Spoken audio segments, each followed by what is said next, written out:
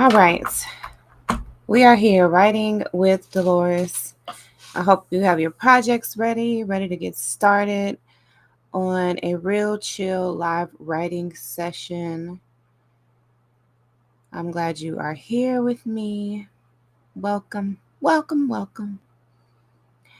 Let's start by putting on a little bit of chill music. We'll go with the lo-fi music today. And as usual, let me know in the chat what you're working on. What are you creating? This is our accountability group. Okay. So think of it like we're all just, in the same virtual office, just kind of like doing our thing, writing, creating, putting some good things out into the world. So let me know what you're working on so I can hold you accountable. You hold me accountable. Tonight we're going to be working on the Girlfriend Gala. Some of these live streams I've been working on the Gala, so I know you guys are familiar with it, especially those who are on my Facebook watching. I promote it heavily over there on Facebook since it's a local event that we'll be having. So I do most of my promotion over on Facebook since that's, where most of my local friends gather. So that's what we've been working on here lately, and I'm going to continue working on that. Today we had we had two major meetings, and we're finalizing the details with the venue, and also finalizing details with tickets and how many tickets we'll have available to sell and all that good stuff, and just working out a couple of kinks that we've had just with our ticketing system. So yeah, we're making progress. We're doing really good with that. So this weekend I'm going to be doing a major ticket push, and so I just want to make sure that I'm as prepared as possible for that. So that's what you'll see me working on today, and then we're just going to listen to something. We're going to listen to, but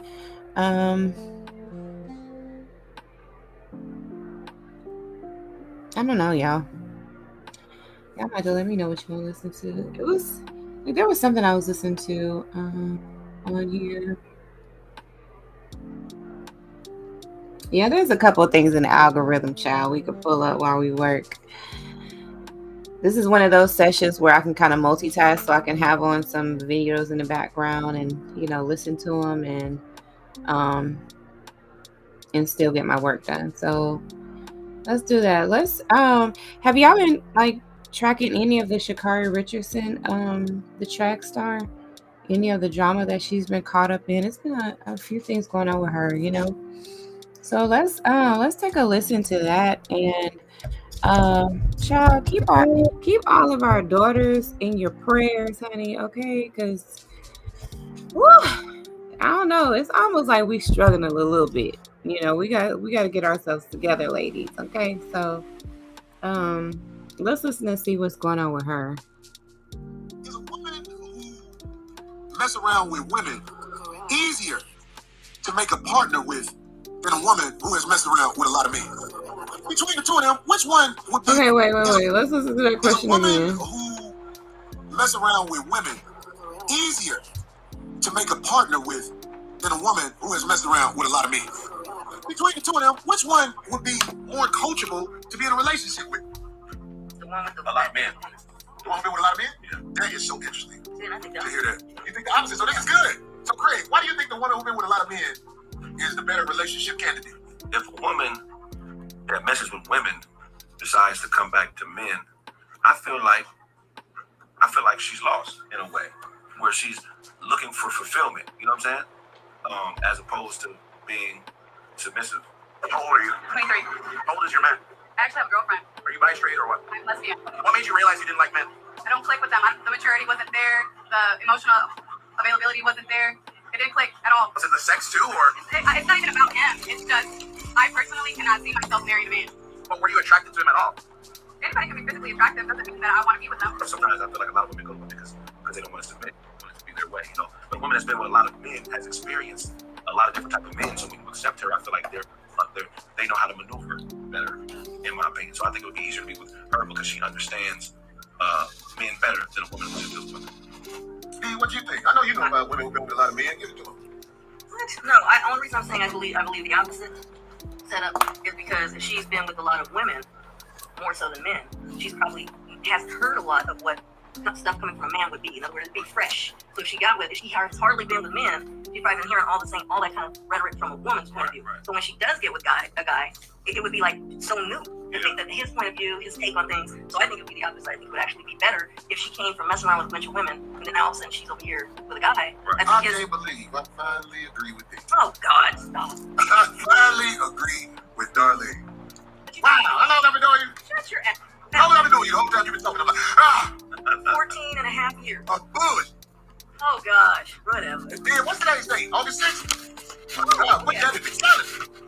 Sha'Carri Richardson has always identified as bisexual, but we've always seen her with women. I've never seen her with a man until recently. Recently, Sha'Carri Richardson shared this particular photo wearing this particular chain. And this chain is nice, right? Don't get me wrong. However, this chain looks like it belongs to somebody else. That chain belongs to Olympic sprinter Christian Coleman. Now, but I got a little stud I'm dealing with now, though. Beautiful. Teresa. Little stud, little cutie pie. She like women. She be giving me head and lean. I would not date a boy. I would date Marco. Like, y'all keep on saying I would. No, I would not. Just like my nails done, it don't mean nothing.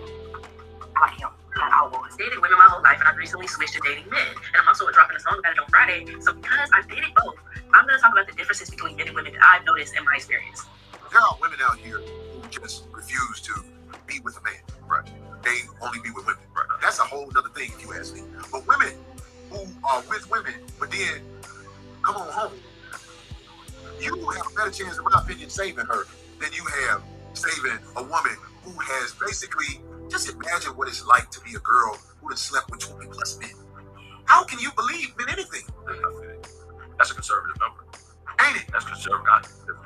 20 is probably really 50 for you. Man, who you telling? I'm being nice. I'm being nice. I'm talking about 20. That's your first year of college. Especially if you go to college, you ain't got no brand. Girl was like, yeah, I want to get down with you. And I was like, yeah. I was like, I want to get down with you too. I was like, she's like, yeah. She's like, I'm going to call my girl up. I was like, man, whoa. Yeah. I was like, let's go to the room. Baby, how you going to play your girl? But she's like, she's straight. I'm like, okay. Well, anytime a black man's story starts with, it ain't good. She was like 6'5", Hooper. Like, neat man the Jones, she came in there like, what's happening?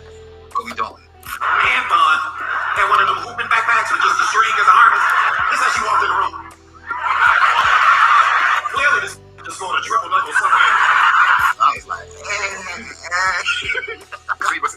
See, that ain't me. I'd have never thought. Walking in the room. This is what we putting that work on right here?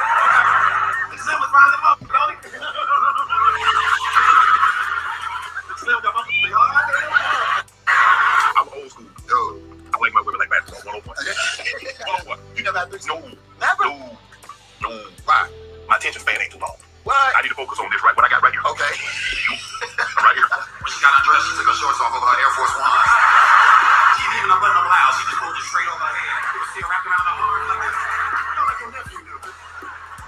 Wow, everything just pulled straight over. I'm like, I'm done with these men. I said, oh, my goodness. Jay, why are you so big? What you mean? Bro, hell no. Oh my God. Why are you bouncing like that? We're not talking like, am I being spontaneous trying stuff Bro, I can't stop looking at your big. What the fuck? Say y'all like, am I trying something new? Come on, why you? I'm being spontaneous right now. Why y'all sitting over here like looking at my chest, bro? Bro, you look I got this in the grandma boat. I only talk about the head and she don't like me to touch her. Or moan. And I like to moan. You know, I like to scream. I touched her one time. She's like, yeah, my guy, you ain't got to do all that. But... Yeah. Good Lord. What are you doing? Trying to go for round two? What's happening? Not like that. So you saying all that game, but you got the back? I ain't gonna never be able to partake ever? No. Is that enough? You could have only a box so I can slide in without sliding the drawers down. It's weird, man. It's compromise. Tyler, you put you on, right? No. So what you Are you gay? Nah, I didn't know that. I'm comfortable with myself. But I'm not about to talk to a girl masculine. What do you mean? Why? It don't matter. I know who you really is. That's why I used to be. Hey, look, man, I ain't on that. Look, I ain't on it. You ain't got to change me. Go change for another dude. Hey, man, go change for another dude who into that type of stuff. Nah, we ain't having it. No, I'm not at all. I'm not at all. I don't watch you eat worms, and we ate worms together. That's kids. Oh, man, this is much weird. No, we don't eat worms and grass together, bro. I know I are. You're probably gonna be like, Nah, it ain't about none of that, bro. I'm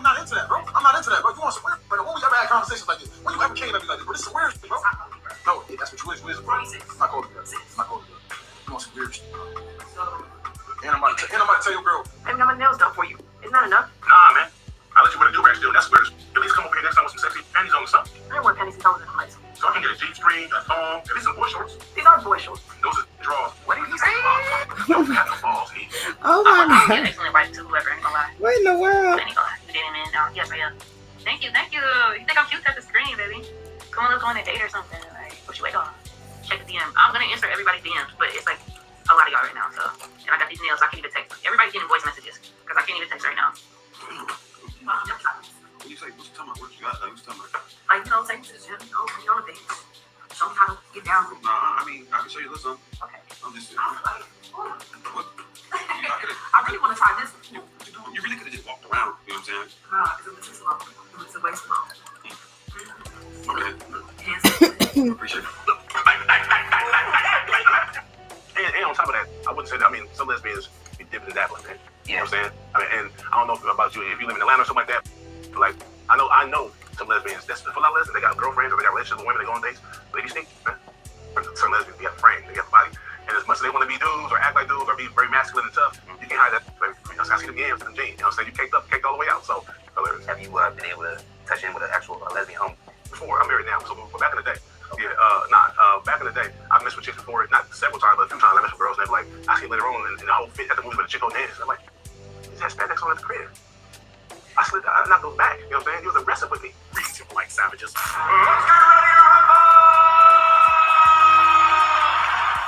Ladies, gentlemen of polite savages, we are now about to embark on a journey sure to anger feminists and honor women alike. Today's subject is the studs that choose to mess with the bloods, the fellas, the hombres, the ones that go from an automatic to a stick shift, and back to automatic again, getting it the way they like. As always, we promise to tell the truth, the whole truth, and nothing but the truth as we see it. So there's nothing else left to do but get on into it. Let's go. Like a black savages coming up in the San Francisco Bay Area, we see a lot of people living that lifestyle that was considered alternative, but now it looks around and it just seems to be the norm. But something else has happened. There's a disturbance in the force. Oh yeah, something's whispering on the wind. A lot of these ladies who swore up and down that they would never ever deal with a man are going straight back to men again. So basically, there's a whole lot of butt smacking and booty clapping going on once again.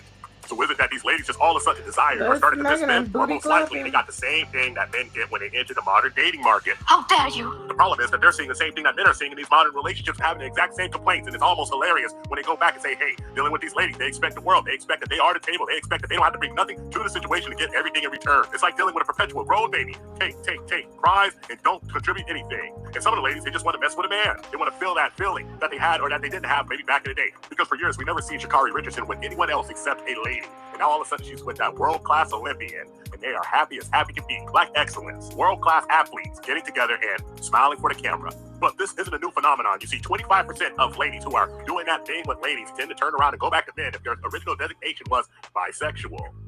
So a lot of studs out there are super mad, but a lot of studs out there are super glad because they know there's always that door open, because you know what a brother do. If that booty's bootying, he'll slide right on in there and get on that dump trunk, because the guy's a guy and the lady's a lady. And because if that equipment's spitting and someone's spitting, somebody's bound to be hitting. You dig? It was a bush. She had dreads. She was clearly locked. She was clearly 18. But she had them, like, they always do. Now, me as a man, you're still a woman, bro. Don't tell me about right. So that's what I'm thinking about. So that's the point where he's making, like, stunt guns. He might want to get some stunt guns. Yo, that's what I said. They always got the wagon. They always have the wagons. Stunt be having wagons, bro. You having the wagons. Man, she can't be better than me, though. She can't be better than me, you know what I'm saying? What you mean? Life is not. Oh my God. She just can't, she ain't easy, like. I don't understand what you're talking about. What you trying to do? I ain't trying to do that. So we gonna hang out with her. I don't know. Probably. I was thinking about chilling with her tonight. But you got me over this night. We supposed to be chilling. Are you getting jealous?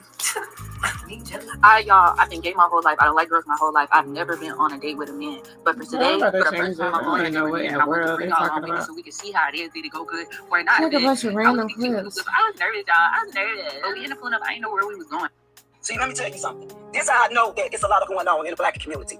This how I know that the majority of our people that smile in your face and laugh at you, these are the same that's out here helping these politicians and, you know what I'm saying, the government and everything, you know what I'm saying, to go against you in your neighborhood. Yeah, these get paid right up under the table, okay? The majority of our people are brought and paid for, okay? The people that works in your neighborhood, your politicians and all of them, they are brought and paid for, okay? I don't understand how a bunch of people go against their own people. We are the only race that will go against our own people for money, for greed. You know what I'm saying? Like, our race don't give 2 cents or 2 flags about your own people. see it all day long because we were just hollering last year, just a year ago, about these immigrants coming in taking resources from the indigenous people. We were just hollering about this.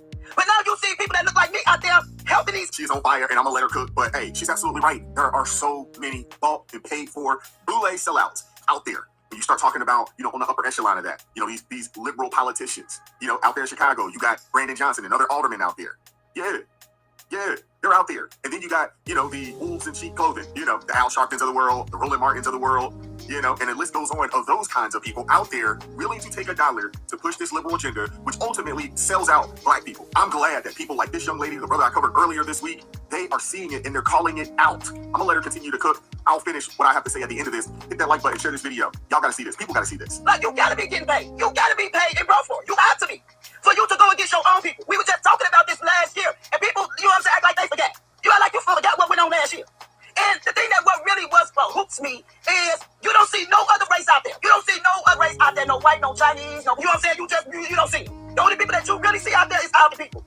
Because the other races of people know what's going on. I'm gonna disagree with her just briefly, just a little bit. You got white liberals out there. You got white liberals out there selling the nation out as well, selling out their own people as well. But I do understand and appreciate her sense. These Arabs and these Chinese and these white people know what time it is. They know what time it is. But why we gotta put ourselves in a position of other that, you know what I'm saying, don't even supposed to be here. You don't even supposed to be here. You came here illegally, okay? So I don't understand how our people out there fighting and hollering for a racist of our people just a year ago was trying to replace you. These was literally finna replace your ass. So I don't understand how we sit back and not think with the brain. These the immigrants, regardless how much they come to you and say they like black people and they all for black people and all this, they not racist and all this other bullshit. 90% is racist. And they don't like you. And that's the reason why they came over here to replace your land. We ain't got shit to do with what's going on. You don't see white people. You don't see them out there marching and hollering and raving. You do see white liberals out there, and there's a bunch of them. They're lunatics. For immigrants, because they already know they respecting themselves. My people, make this shit make sense. How can you come over here? You only been here for 6 months to a year. You got a house, you got a business, you living well, and then you come in the black community where it is abandoned. I've been here all my life, and the majority of our people have. We can't even go into a bank and get us a loan. We can't even go and get a loan for, housing. But these people could come from over the ocean and come here and get resources right in your face. And you tell me you don't see that shit? You don't see the big picture? You know what I'm saying? Ran all of them up together and get their ass up out of here. I don't give a damn if it take a load of buses to get them out of here. Get them up out of here. Get them up out of here quickly. Because little did you know, they was all flooding these towns to replace you. Okay? Let Donald Trump do what he do and stay out what's going on. Because once again, it don't have nothing to do with you. Hey, she's absolutely right. Now, there's some things that I do disagree with her about in reference to, being able to get a home loan, being able to get a business loan. That type of stuff nowadays, it's really just about your credit score. You fill out the paperwork online, the algorithm says yes or no. That's pretty much where it is at this point. As long as your credit score is where it needs to be at, you gotta have over a 620 credit score to buy a home. You need upwards in the 700 types of credit score to purchase a business using the SBA 7A loan. And then obviously there are some creative ways of going about doing that as well, but that's not what this is about. I understand exactly where she's coming from because she's frustrated. Why are there black liberals out there? Let's just call it what it is. Those of us that are conservatives, we look at them with the side eye, like, what are y'all doing? What are y'all doing? And I had a conversation with a young man about a week or so ago, maybe 2 weeks ago at this point, and he was talking. He was caping for illegal immigrants, and I'm like, dude, do you not understand that they brought these people over to replace people that look like you and I? Do you not understand that?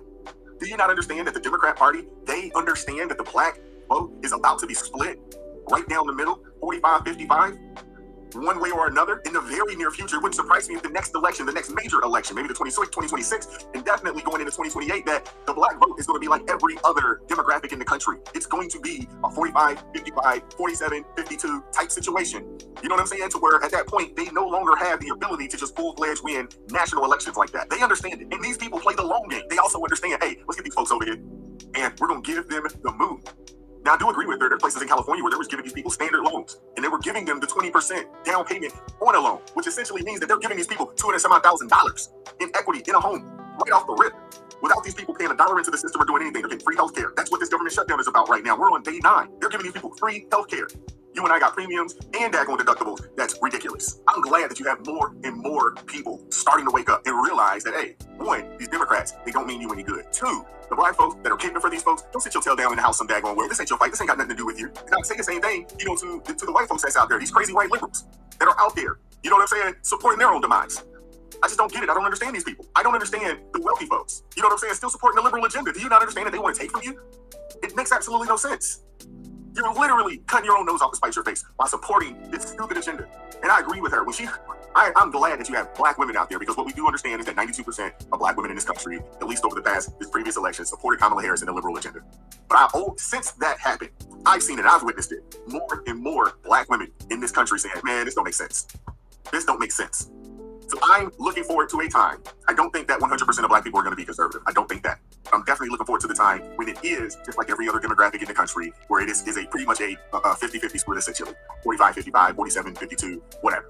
You know what I'm saying? I'm looking forward to that. And I'm looking forward to black Americans just being Americans, choosing the party or choosing the agenda that makes sense to them, and being Americans participating in the process, just like everybody else. I want to hear from you guys in the comment section. What are your thoughts? Like, share, subscribe, turn the notifications on to all so you never miss an upload. Consider joining the ARP family or buy your brother a coffee if you would like to support the channel financially. I appreciate those that do. Thank you guys very much. God bless each and every one of you all. Join us Monday through Friday, 9:30 a.m. Eastern Standard Time for ARP in the morning, when our live chats. And if it's your first time, let me know in the chat so we can properly welcome you. Shout out to you guys, man. I appreciate you all, man. Keep God first. Stay prayed up. We'll catch up with you all next time. Peace.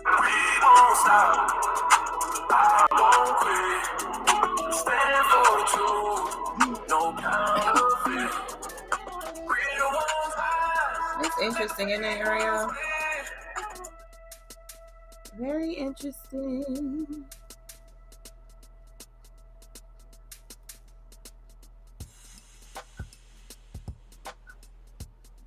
But every time he interviews somebody, I think the response that Don Lemon Booty, or whatever his name is, he's doing these interviews.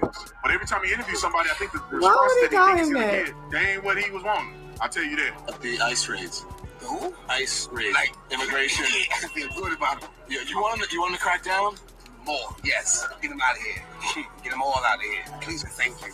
But you could take that now and create your own show. I know. People were telling me, somebody said, you should do a new Roseanne show and say all your family was killed by illegal aliens. That's right. Absolutely. Well, here's what I want to know. So that night you tweeted out this tweet. Yeah, it was weird. No, I was in bed. I was asleep. And then you wake up the next morning, all hell is breaking loose. What was your first thought and feeling? What did you think right away? I tweeted, when I woke up, they had said that I was being racist. And I tweeted back, I didn't know it was a big deal yet. I said, Muslim is not a race. Yeah. Because I didn't know she was black. Right. And then you could knock me over with a feather when they found out. And I was like, oh my God, I've stepped in some mud now, some stinky stuff. Yeah. And,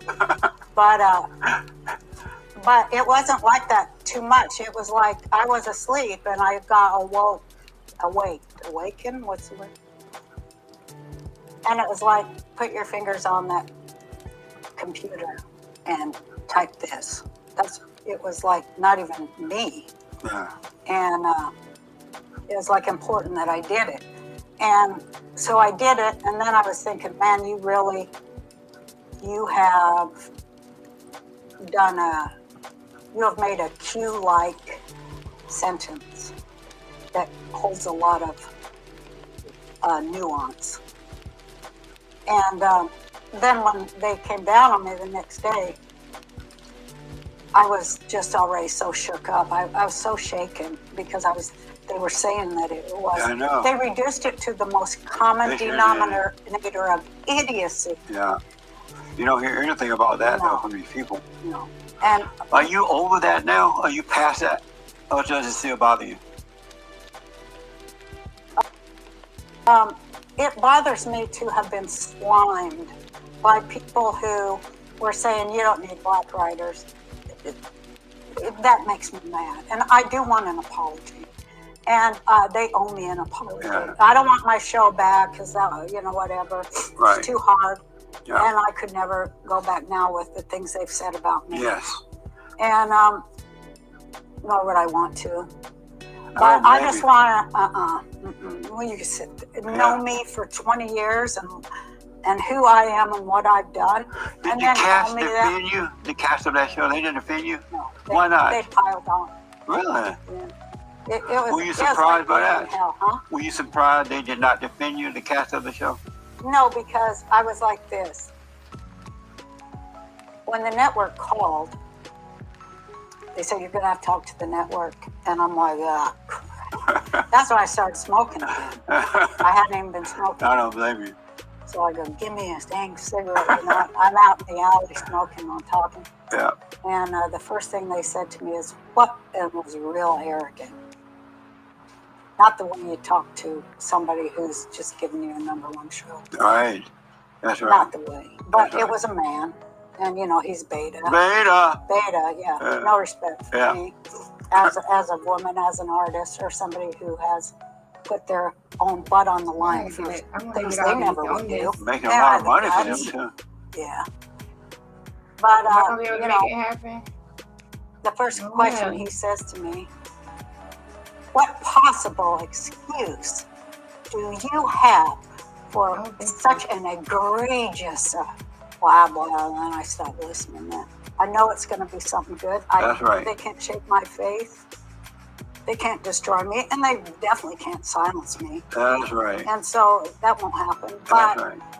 I thought, well, this subject is so large that I need to address it. And so that is why I was invited to address the Knesset in Jerusalem. And I will be speaking about the left. Oh, good. And how they, like the women in Hollywood, congratulated the woman who fired me. The actors. Amazing. And the reason I voted for Trump is because he said he would move the embassy to Israel. So it was And he did it. and he did it. He did it. I was going to ask you about the Great White Hope. I love that you say that to people. It gets them going. Don't you? I know, they hate that. I love the Great White Hope, by the way. I love him. He's too. the best thing that could have happened to America right now than any other thing. Absolutely. But I want to go. And to Israel. Yeah, absolutely. And I thank him for Israel that. is When he very called me important. to congratulate me on having a #1 show, Yes. I thanked him on behalf of my mother and my whole family I that know. he recognized Jerusalem as the capital of Israel. And About then he time. followed through, 6,000 years ago Yeah. now. And then he followed through by moving the U.S. think I'm able to get embassy them all there, on here, and I'm but- going there. Right. And that is, you don't know, that's like, well, I'm sure you can imagine and relate it to your upbringing culture, but that is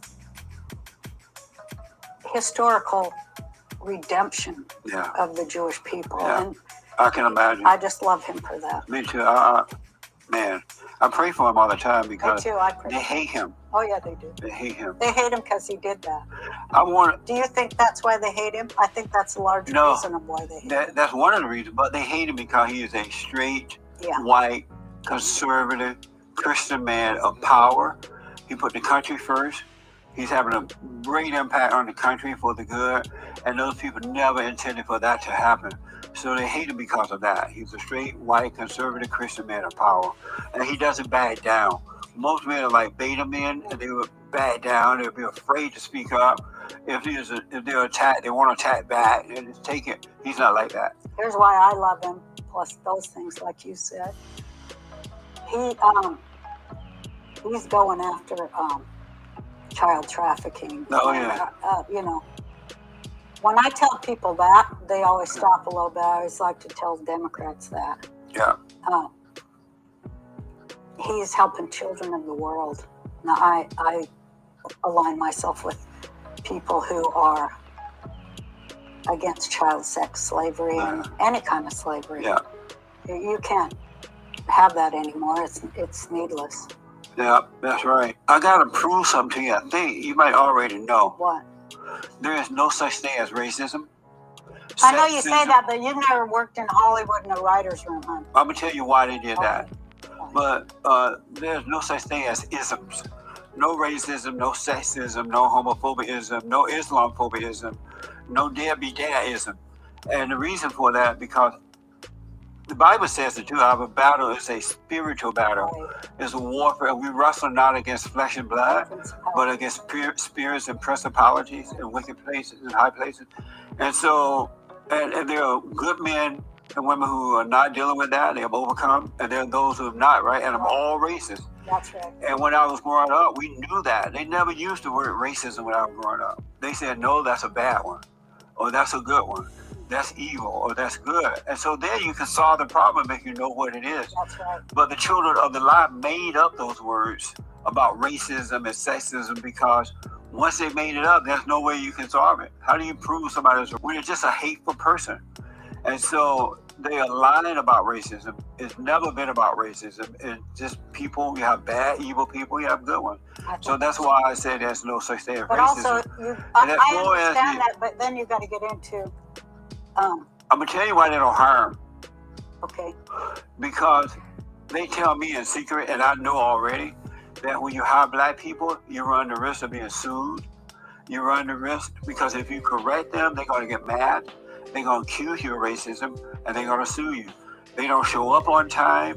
They don't work very hard, and nobody want to put up with that. And if you try to, if you try to correct them, you got to fight them. My experience with black writers is the opposite of what you said.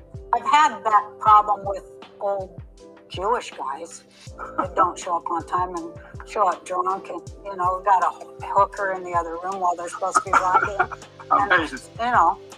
But I haven't had that experience. I have. Okay, I'm sure you have. Believe me. And it started right at when they broke up the family. Because when I was growing up, my grandfather taught us, my grandmother taught us, you got to be on time, you got to work hard, appreciate what you have, appreciate your job, treat it as though it's your own. And that's paid off for me, to have a good attitude about everything. But once they broke up the family, most of the blacks lost that. They don't have that attitude anymore. They think they own something because they're black. Give it to me just because I'm black, and they don't have to earn it. That's gone now. Do you think that that's what's her name? Oh, God, Candace Owens, she's always talking, who I really like. Yeah. She's always talking about victim mentality. Yes. And at a time in my life when I was a big leftist. Yeah, I remember. Yeah. Are you conservative now? I had the big victim mentality. Yeah, they have it. Yeah. Black people, not all, but most feel like victims. And the liberals have made them, the Democratic Party have made them feel like victims by always giving them something and telling them, there, it's not your fault, it's someone else. And so now they've fed them so much free stuff, they feel like victims now. Well, I think that what they were doing was sabotaging them. Of course. They were sabotaging the black community to split it so it didn't have a strong vote. They also sabotaged the connection between the Jewish and black community. That one was too strong for them. Yeah. So they had to take that down, because, unity is the worst thing to the slave owner. That's right, 100%. Do you consider yourself a conservative now? I just say Jew. I live by my people teachings. Yeah. And so I do think that I'm conservative in some things and as far as law, very conservative on the law. But I'm liberal in the way that I think everybody can reboot their life. They can change. If they repent and decide to change. Absolutely. So I try to, so I'm a little of both probably. I used to be when I was a baiter, I was a Democrat. And then I went to God and he changed my heart, took away the anger. And I could no longer identify with the platform of the Democratic Party. And so I went back and I said, you know what, God, I have one more favor. He's like, what is it? I said, you changed my heart. I can no longer identify with the Democratic Party. So I looked at the Republican platform, God, country, family, Constitution, and all that. And I could agree. I said, I don't want to be a Democrat anymore. I'm sorry. He said, oh, don't worry about it. I forgive you. And I became a Republican. And it's been amazing. I guess I became a sort of Republican because I voted for Trump. But the Great White Hope. Yeah, well, to us, he's the great Jewish hope. Oh, well, he's my great white hope. Okay. You think he's going to win? You predict he will win in 2020 to be reelected? If things go right in this world, but I don't know. I would think so. I love that since he started talking about the wall. Oh yeah. His support from Hispanics went up 19%. Yeah, I know. From legal immigrants. They call my radio show. They love him. I mean, the Democrats are so arrogant and stupid, and also they're very, I know you don't like to think there's racist, but they presume a lot about other culture and people's culture.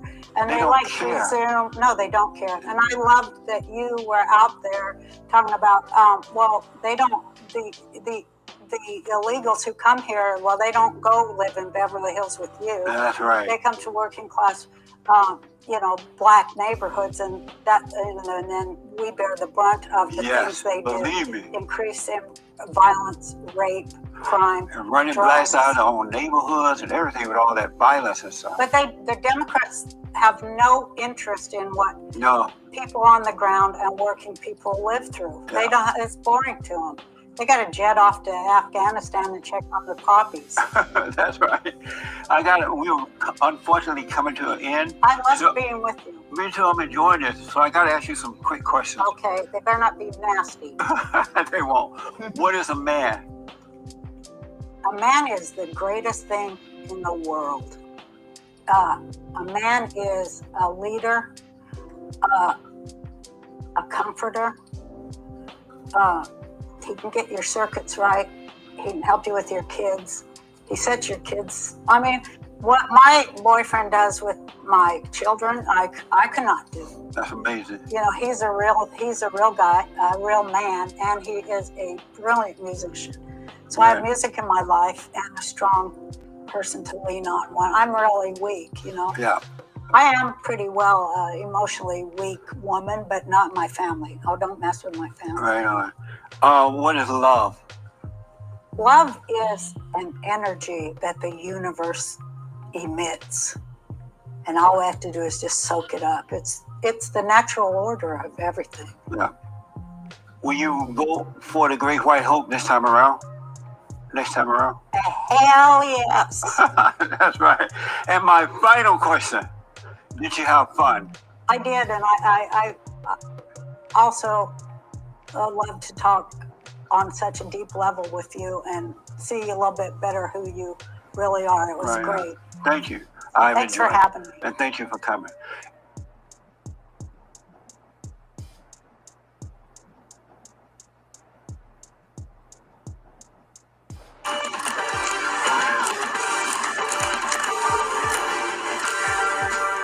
Good evening and welcome to a program devoted entirely to lefties losing it. And I'm afraid the miserable miscreants of the celebrity world have had a rough couple of days. They have been railing against democracy again and uttering words they do not understand. Here is Jane Fonda. Our industry is ready to mobilize and to resist autocracy, to resist attacks on our fundamental freedoms. We're artists, we're creatives. Freedom of expression is essential to what we do. Many of our fathers and grandfathers fought wars to defend this right, and we can't just sit back and let this happen. And it's moving fast. This isn't a creeping totalitarianism. This is fast-moving consolidation of autocracy, and that means we have to move fast. You know what's not moving fast? Jane's face. Go easy with the fillers and the Bobo lady. Good Lord, it's becoming difficult to tell her and Madonna apart these days. And of course, any celebrity spouting far-left nonsense is given a platform to spew that on CNN. He is amassing power in a way that will destroy our democracy. And so we're going to stand up. We want to move forward with love, with unity, with solidarity, and we want to encourage everybody else in all the other sectors of this country to do the same. We don't want to be a pillar of support to this regime that's forming. These people really do exist in a parallel universe. Do they think the Hollywood mindset is the majority? Do they have no respect for democracy and the fact that Donald Trump is in power because he won an election? in a landslide, despite his opponent outspending him by a huge margin. Now to another dim-witted, hopelessly out-of-touch, aging celebrity who seems to think he speaks for the masses. Here is Hollywood has-been, a hysterical Hollywood has-been, claiming that Trump has a dark presence and he has destroyed America. Here is Richard Gere. That are worried about what's happening in the U.S. Are you worried? Of course. No, I mean, we have a president who's he's not only crazy, he's a dark presence. And it's happened so quickly. 6 months, he's almost destroyed our country. Yes, secure borders and a return to manufacturing will destroy America. I guess we shouldn't be surprised because this is the sort of reckless neo-Marxist activism we've come to expect from Richard Gere. Remember this? It's almost an ad for illegal immigration. Watch this. So people that you see here on this boat, they're only here because of the donations to Open Arms, the work that Open Arms does. Now, the most important thing for these people here is to be able to get to a free port, be able to get off the boats, get on land, and start a new life, taking care of and make a life for themselves. So please support us here. Now to the woman who wanted to be president but failed, spending $1.5 billion, outspending Donald Trump by an enormous margin, only to lose. She lost the Electoral College by a big margin, lost every swing state. First of all, I am going to buy some land down there in Alabama, and I'm a plantation, and I'm going to start a new plantation so I can bring the blacks back and teach them to be why is he like work. this? Why?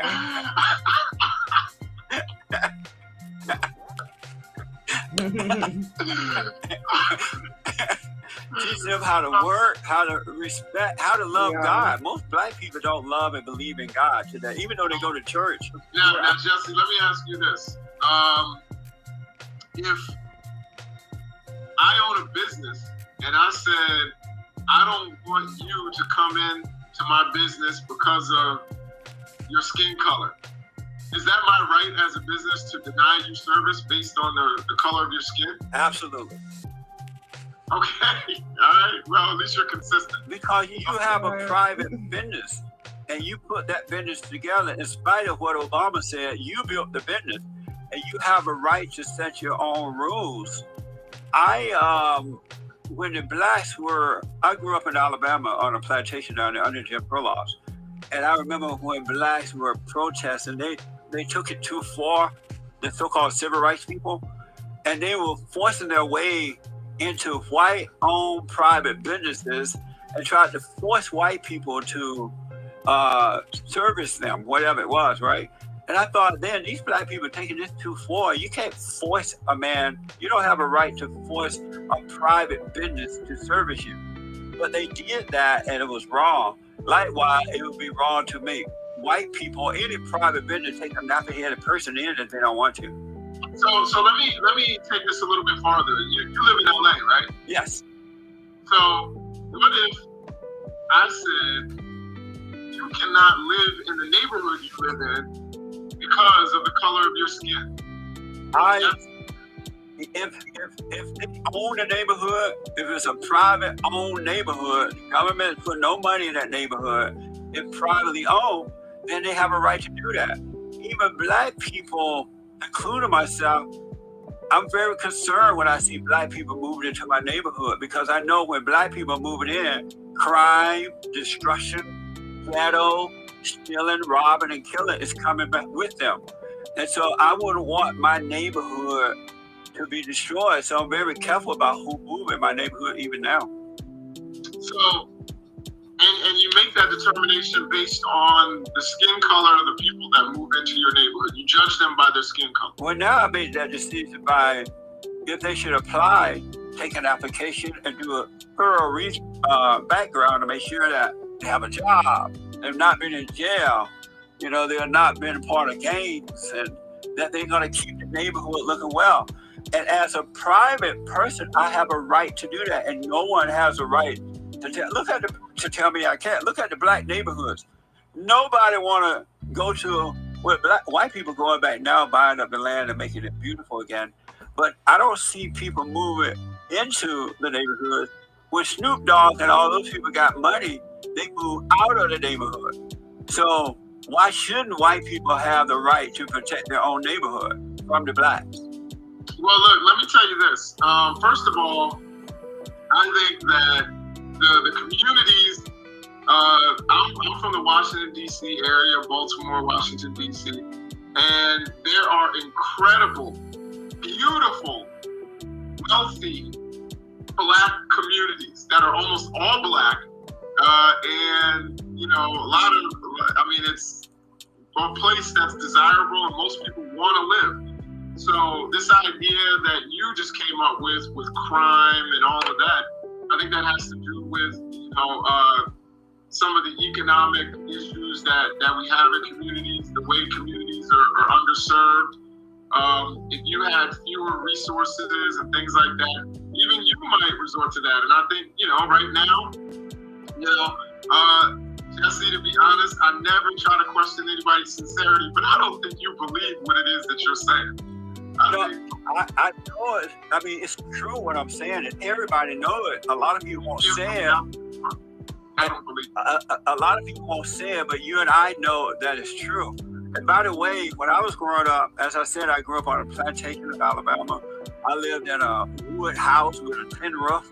The bathroom was an outdoors bathroom, and we had to grow our own food and all that kind of stuff. Sometimes went to the store, and you didn't see black crime like you see it now. You didn't see ghetto neighborhoods, and you didn't see out of wedlock births and white people like you see it now. And my point is, black people are not suffering because of the lack of material things. Black people are suffering due to the destruction of the family and the lack of moral character. Most black people are immoral. That's why they are suffering. That's why they beg for reparation. They beg for affirmative action. They attack white people. We saw a bunch of blacks going into a store and just robbing it, stealing it, destroying it. Nobody want that mess around them. So let me ask you this. If black people were better off when they lived under conditions that you just named, that you grew up under, why don't you go back? Why don't you go back and live in a tin house with an outhouse? If that's the way people that look like you should live, then why are you making it worse for everybody? Why are you making it worse for the white people in your neighborhood? Why don't you go back and live in that tin roof house, wood hut with the outhouse, and start the process of making these neighborhoods great again? That's a very good question. First of all, I am going to buy some land down there in Alabama, and I'm a plantation, and I'm gonna start a new plantation so I can bring the blacks back and teach them to be how to work. He's so messy, y'all. So messy. Teach them how to work, how to respect, how to love God. Most black people don't love and believe in God today. Even though they go to church, they don't believe in God, because if they did, you wouldn't have 70% of black babies born out of wedlock. Black men and women hate one another. You wouldn't see the mama ruling the house and the man is weak. Beta males. You would see morality instead of immorality in the black community if they believed in God. But I gotta ask, did you want to respond to that? Yeah, I did really quickly, and that is, Jesse, and this is a personal question. If you don't feel comfortable answering it, I'm okay with that. Yes. But do you date black women, or do you date white women? Or right now, I'm not dated at all. But when I did date black women, because black women deserve to have a good man, and most black men are weak beta males. Even when they get with a woman, they become the boy and she become the mama. And so black women deserve to have a good man. They haven't had one in the last 70 years or so. Okay, all right, yeah, I was for some reason I was thinking you were going to say white women, but okay, that's interesting. Why were you thinking that? Because because you seem to have a lot of animus towards black women.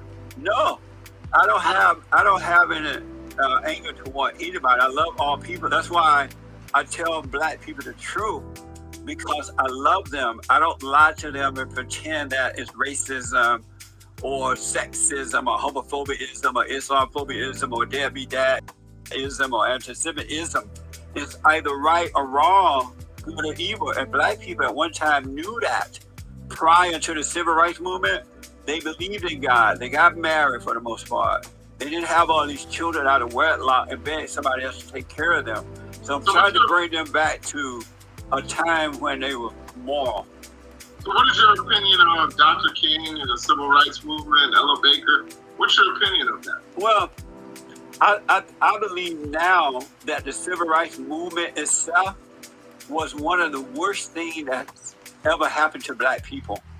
Because I noticed that prior to the civil rights movement, black people thought for themselves, they did for themselves, they didn't blame anyone, they were not hating white people, they were not relying on the government, they were not begging for affirmative action and reparation. But after the civil rights movement started, the blacks turned their lives over to the so-called civil rights leaders and over to the Democratic Party, and they have not recovered. They've only gotten worse instead of getting better.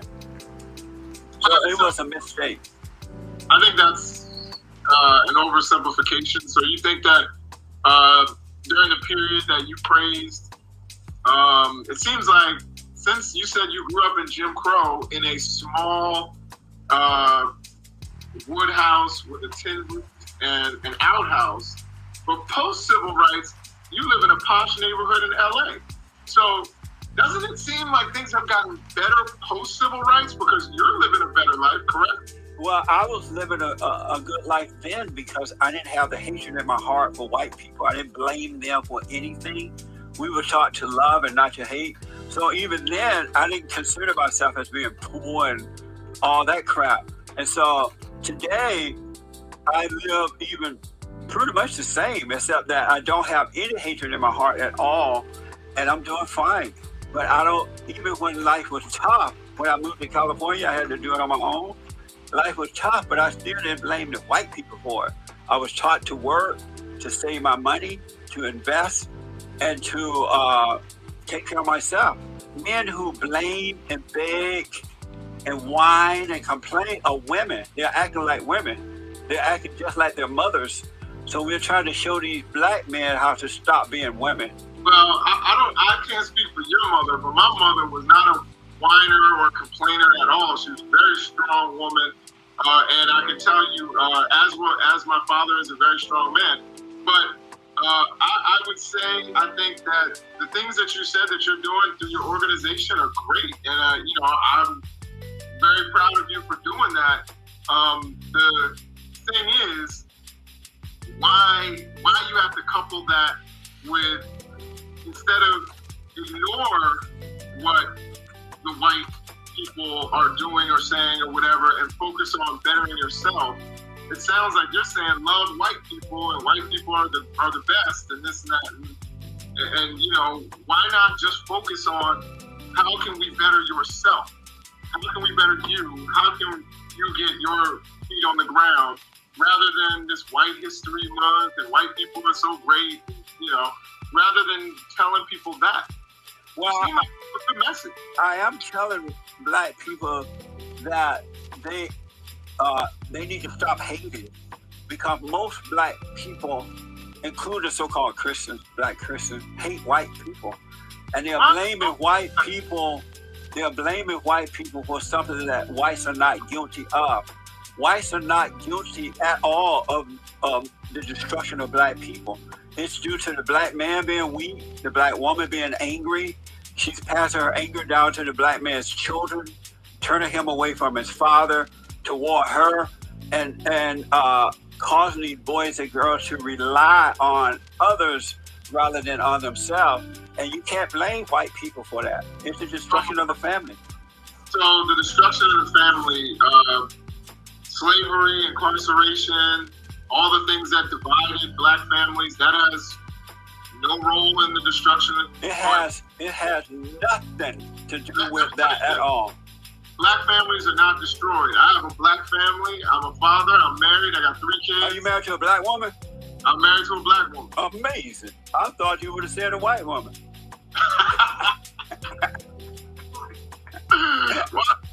Why do you think that? Why? What made you think that I would have said a white woman? Because most of the time you end up marrying what you hate.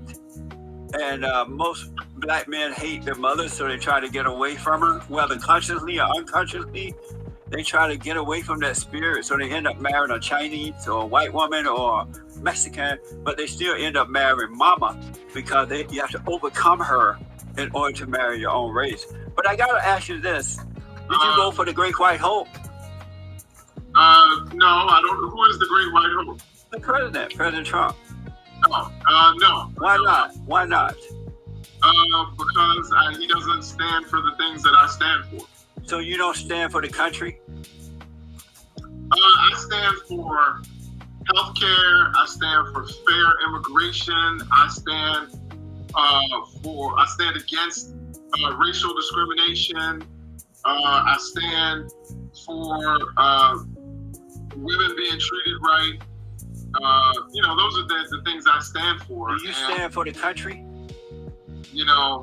I think that those things are important things to the country. So, do you stand for the country? Do you put America first? By supporting those things, I think I support America. Do you put America first? How do you support America and you don't support healthcare? Do you put America first? As opposed to what? I put God first. He will keep asking the same question until you answer. America first.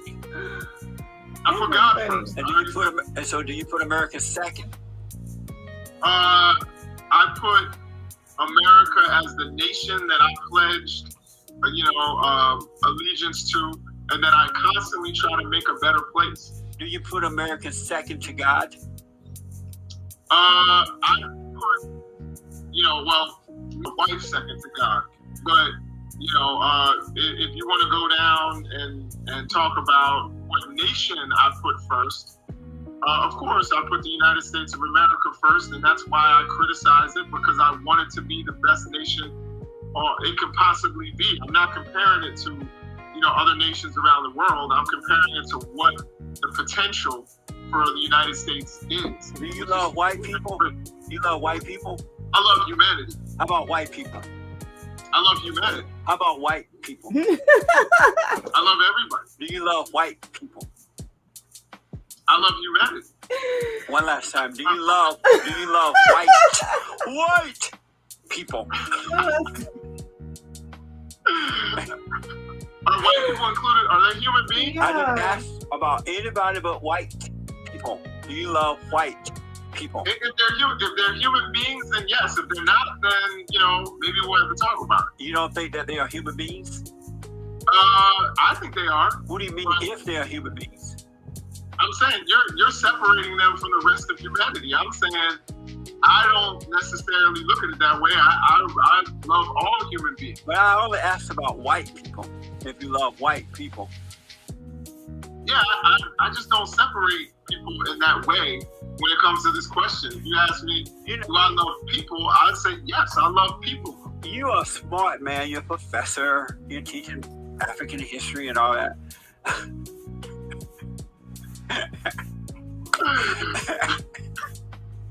You got a black wife.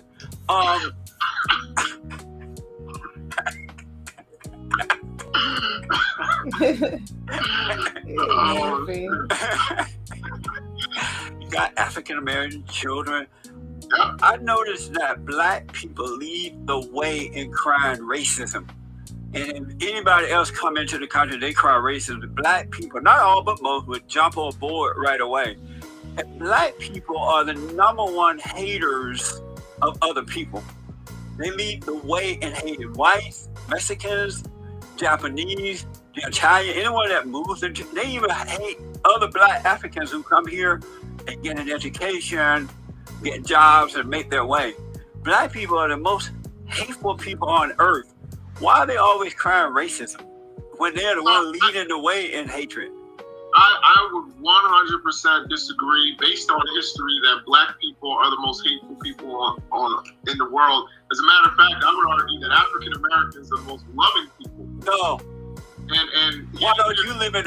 But you won't move to the hood. You know, I live, a couple miles from where I grew up. I know where you live. You don't live in the hood. You know, I live where I grew up. I live in the community. And I'll tell you this. So why don't you move to the hood with those loving people? I lived, up until 2017, I lived in the hood. But you don't live in the hood now. I don't live in the hood now. And so, if they so loving, why don't you live with them?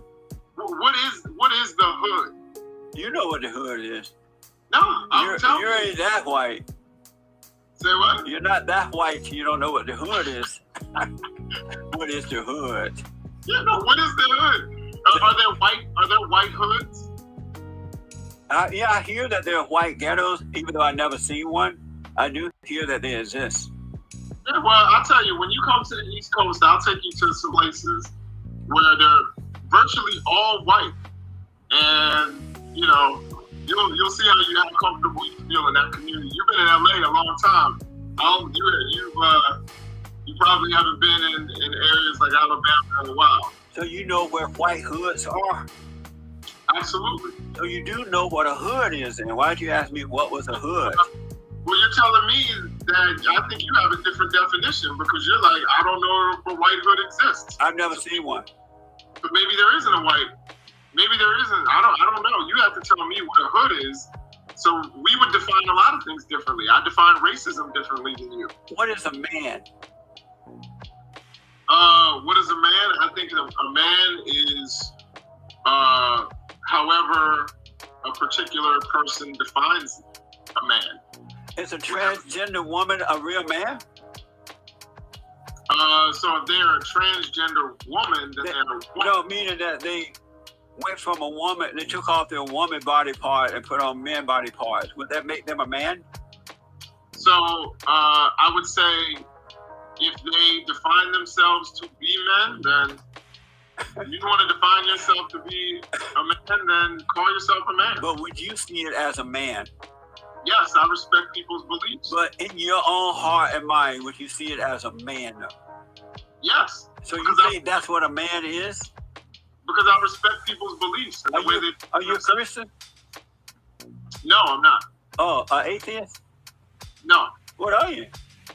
I have my own spiritual beliefs. What's your spiritual belief? I have a spiritual belief in God. I believe in God. And, I don't like to put labels on it. Do you love black people? I absolutely love black people. Why couldn't you say that about white people? I said I love all people. No, you said I absolutely love black people. But when I asked you if you love white people, you couldn't say. Yeah, no, it wasn't that I couldn't say. I just wanted to make it clear. I wanted to make it clear that I love all people. But why did you make that clear when I asked about black people? Because I think you and I have a difference. You love black people, but don't love black people. I love all people. I love all people, even my enemies. Yeah, so then we agree. I love white people. If you had asked me, do you love white people? Yes. But I know you would have said yes. You couldn't say yes. And when you asked about black people, I love black people. Amazing. And don't forget to like, follow, tweet, subscribe, and share. Yeah, sometimes sometimes I just listen to Jesse Lee Peterson. He is so funny to me. This is so crazy. Bus driver from hell. Oh my God. What happened? This, though, a former charter school bus driver was in court today accused of multiple crimes against children. Man, it is. Who would enable this person to drive a bus? Hey, what you doing? It does look bad, y'all. I've seen black women that look like. But everybody's mugshot makes them look like they're just the worst. It's like the worst day ever. I've seen older black women like, I obviously know it's a guy. Man. Yeah. By the 5 o'clock shot on that scowl on his face. Yeah. But you know what's crazy? When we was kids, there is no way in hell a school district will hire something like that to be the bus driver for kids. Mama and Daddy wouldn't let us get on that school bus. If we was it, man, we'd have been forbidden to get on it. Mama said it's a devil on that bus. Don't get on that bus. Right. Hey, but before we get to this video, don't forget about our giveaway. It ends Wednesday night to win the Dodge Hellcat. But if you're in it right now, you also enter to win our next giveaway, which is Ford Bronco Raptor in $10,000 cash. Yeah, but it ends this Wednesday at midnight, and we give you 50 times the interest. Go to bestalltwist.com. Anything you about to say, that you automatically enter to win. Let's get to the video. Yeah, that is, look at that. If I was a kid coming in, look at the look on her face. I mean, his face, right? Yeah. Like, why you doing this to me? Yeah. Hey, Kevin, if I was a kid and I was waiting for the bus, remember I was waiting for the bus, and the bus driver parked and then opens up the doors. I get on the bus, and I saw that, like, I would have got on like this. Yeah. I'd have kept my own. I'd let you get on that bus by yourself. I said, I'm good. I'm walking. All right, here we go. 48-year-old LaTwain Tate will be held on a $1 million bond in jail. WCNC's Charlotte's Jesse. Charter schools are private schools too, ain't it? The air is live outside of the Mecklenburg. Yeah, and then you get the job application. The first name is LaTwain. If I was in charge, if I had the authority to hire people to drive the buses for school district, the first red flag would have been LaTwain. Like, nope, pass that one over. We ain't doing that DEI thing here. Yeah. Burke County Courthouse in Uptown, where that hearing took place. Jesse, you were able to speak to Tate's family today. We appreciate their time, but what did they tell you? Well, yes, that's right. I did speak to Tate's family briefly here at the courthouse and at their home, and they say Tate is innocent. I also got a chance to speak to some folks that live in the area where the incident happened, and they say the accusations are alarming. It's pretty disturbing that it's so close to home. LaTwain Tate, also known as Miss Sharon, in court. The last name is Tate. What if he's in akin to the Tate brothers? John seriously got that. Right. Wednesday, charged with 2 counts of statutory rape, 6 counts of indecent liberties with a minor, and 1 count of statutory sex offense. Police say there are at least 4 victims, boys between the ages of 14 and 15. After a weeks-long investigation, Tate was arrested Tuesday. My wife told me I was in the house, that she told me that there were cops outside, a lot of undercover cops. Investigators say several of the boys stayed with Tate and performed sexual acts on Tate at the home. Folks who live Lord help me, Jesus. On Tate? Yeah. So it means tell me, though, even though they were underage and they're not adults and they don't have the authority to consent to having relations with a grown man, but I'm thinking they were. Yeah, it was consented. Yeah, and they're probably all of them gonna burn in hell. The area say the entire ordeal is unsettling. 14, 15-year-olds can be so impressionable at that age. Not me. And, to think that somebody would take advantage of kids in that age range, that's just very alarming. Mary Catherine Elkins with Pat's Place Child Advocacy Center says they work with CMPD on investigations like this. We provide a forensic interview, which is a developmentally appropriate conversation with children to get information from them that's admissible in court. Elkins says it is important for parents to have regular conversations with their kids about safety and appropriate relationships with adults. Even with teenagers, they need to be aware that there are boundaries and that they can say no. Now, police believe there may be more victims out there and asking anyone with information to come forward. Tate's next court hearing is scheduled for October 16. Live in Uptown, Jesse Pierre, WCNC Charlotte. Some very interesting revelations today, Jesse. Thanks for updating us. 14, 15, this bus driver took advantage of their sexual preferences. What? This bus driver took advantage of their sexual preferences. You saying the bus driver took advantage of them because they was horny? No, because they swing that way. They switch hitters. Because they were horny. No, not because they were horny. Well, why else would you do it, Kevin? That's that sexual preference, though. Yeah, but they were horny. Yeah. Because at that age, 14, 15, if that would have came on to me, I'd say, man, you better back up. That's what I would have did. But that's why I say he took advantage of that sexual preference. You see what I'm saying? Because I'm thinking, I'm just speculating. I'm not I don't know for sure, but somebody, a young boy at the age of 14, 15, we do know how to say no, especially if we're not hip to, switch-headed. You think he actually fooled them or something? No, he took advantage of that because they're underage. Yeah. They don't have to throw it into consent, right? He took advantage of their sexual preference. Yeah. Remember, 14, 15, I was probably the horniest animal on this planet. Yeah, I know. So that's why I say he took advantage of their preference. Yeah. Being diplomatic about it. Yeah, look at that, man. Look at that.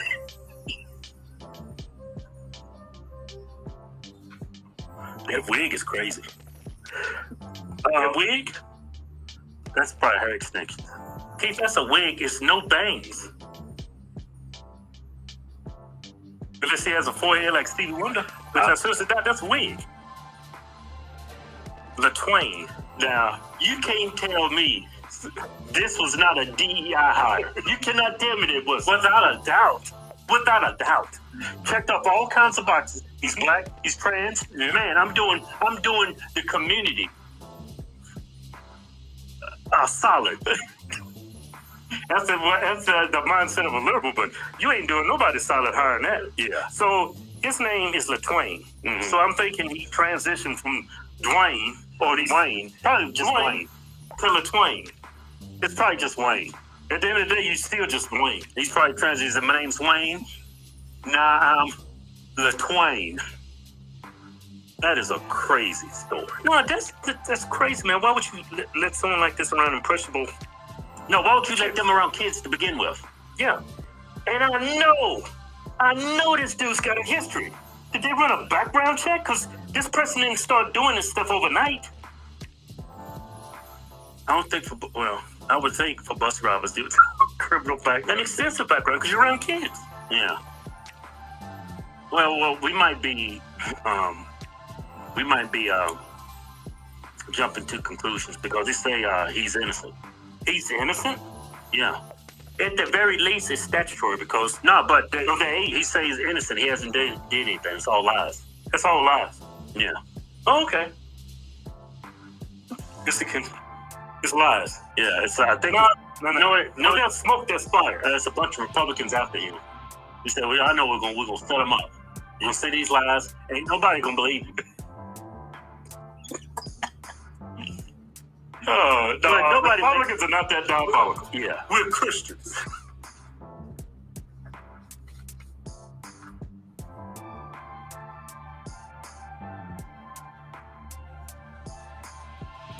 Is it a loaded firearm that you have with you, Mr.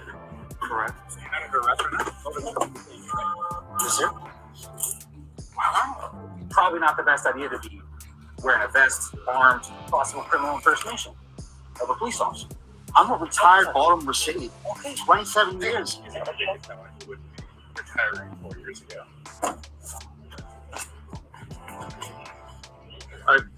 I'm speechless. When a police officer in Bremerton, Washington arrives to a call and finds a man dressed as a law enforcement officer already on the scene, things quickly take a turn for the bizarre. Suspicious that the man may be impersonating a police officer, authorities soon discover that while he doesn't have any legitimate police... Ain't no telling, like, if I just let my videos go, child, ain't no telling where, like, what end up being played next, Just no telling at all. Let's see what's going on. What's going on in the algorithm, honey? Let's see what they're talking about on... Oh, somebody's saying Cardi B doesn't even know who the baby's daddy is. Y'all believe that? Hold on. Somebody said from a wife to a baby mom. That's ass backwards, ain't it? That's ass backwards, ain't it? And I'm willing to bet that ain't his baby. That baby got to be blood tested. There's some jaws got to be swabbed. Because it was all each other around the same time. And that baby gonna be a C-section baby. That baby ain't gonna be able to come out there. You gotta get that baby out the bed. Yo, I'm so happy you said that. So, she can't. I'm telling you, that's not his baby. It was nothing that nobody could say. Okay. It almost felt like whatever people experience when they go into like withdrawal and like they're throwing up, like I feel like I was withdrawing love and I can't think, I can't work, I can't even look at my kid's face because it's like, and when you know you're done, I don't know what it is, you just know that it's done in you. It just dies in you, but when it dies, it's very painful. Cardi B, you get it. Offset's a cheater. Here's the thing I keep trying to tell chicks who willingly deal with cheaters. Y'all are dating rappers. That's your cheater. You knew Offset was it before you got with him. It's probably like, but women always say this thing, oh, he's playing in my face. Nah, he's been playing in your face. There should be nothing that compromises your character. That Offset them, what is it?